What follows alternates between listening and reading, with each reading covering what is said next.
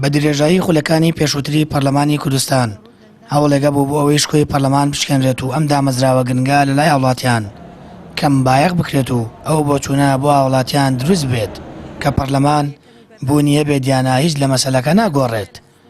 لە ئێستادا ئەوەی لای هاوڵاتیان ئەگەر و گریمانە بوو پارتی و فراکسیۆنەکەی لە پەرلەمانی کوردستان نەک کار بوو ئەوە دەکەن بگرە ڕێک ئەو کاریان ئەنجامدا لە خولی پێشووتر داخستنی پەرلەمان و دەرکردنی سەرۆکەکەی و ئێستاش هەڵگرتنی پارێزبەندی لەسەر ئەو دەنگە دلێرانەی کە ئەوان پێیان وایە مەترسیە لەسەریان لە ئێستا و داهاتووشدا.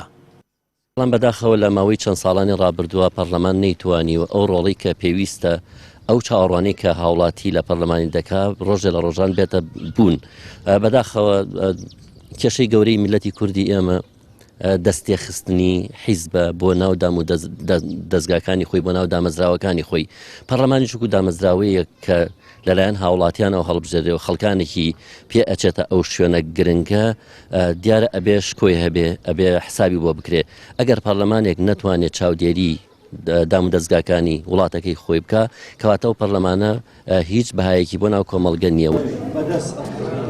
لە هەڵبژاردنەکاندا خەڵک بە ئومێدەوە دەچێتە سەر سندوقەکانی دەنگدان و دەیانەوێت نوێنەرەکانیان لە پەرلەماندا کۆکی لە مافەکانیان بکات. بەڵام هەموو خولەکانی پەرلەمان بە جۆرێک سڕکراوە.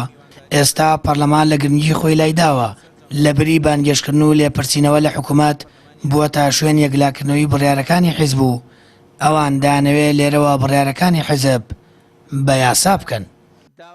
ئەوان بۆ ئەوکن خەڵک سارد بێتەوە بەڵام بە پێچوان خەڵک ئەبێ سارد نەبێتەوە. ئەویشمان بیر نەچی ئەوەی کە لە حوتی ئارا ڕوویدا بەشی ئەگەڕێتەوە ئەو خەڵکی کە بێمتمانە بوون بەرامبەر بە سندوقەکانی دەنگدان نەچونە دەنگدانەوە.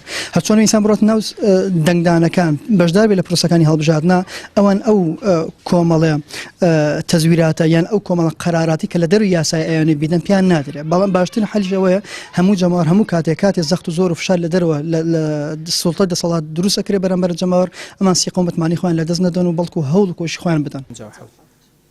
بە دەنگی 57 ئەندامی پەرلەمان پارێزبەندی لە بەڕێز سۆران عومەر سەعید وەرگیرایەوە. هەڵگرتنی پارێزبەندی لەسەر سۆران عومەر پەرلەمانتاری کۆمەڵ تەواوی ڕاگشتی هێنایە دەنگ و دژی بڕیارە حیزب و سیناریۆکەی دەسەڵاتدۆستانەوە.